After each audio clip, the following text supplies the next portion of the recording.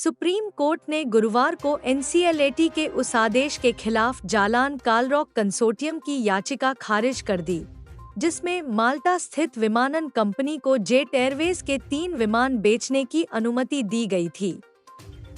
Tribunal की राय के अनुसार शीर्ष अदालत ने कहा कि आदेश में हस्तक्षेप की आवश्यकता नहीं है, क्योंकि एस एविएशन 7 लिमिटेड को बिक्री वास्तव में जेकेसी को एयरलाइन को पुनर्जीवित करने में मदद करेगी।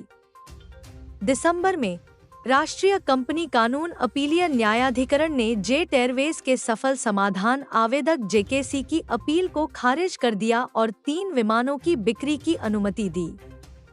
विमान को एस एविएशन को 400 करोड़ रुपए में बेचे जाने की उम्मीद है, जिसने एनसीएलएटी के समक्ष तर्क दिया था कि विमान का मूल्य तेजी से घटता है और बिक्री में देरी से वे समय के साथ कम उपयोगी हो जाते हैं। इसलिए ट्रिब्यूनल ने माना कि एनसीएलटी ने 3 विमानों की बिक्री समझौते को समाप्त करने का निर्देश देने में कोई त्रुटि नहीं की, जिसके लिए आशय पत्र पहले ही जारी किया जा चुका था। एनसीएलएटी ने कहा कि इससे जेकेसी के हितों की भी रक्षा होगी, क्योंकि एनसीएलटी ने निर्देश दिया था कि विमान की बिक्री से प्राप्त आय को एस्क्रो खाते में जमा किया जाए और अनुमोदित समाधान योजना के अनुसार निपटाया जाए।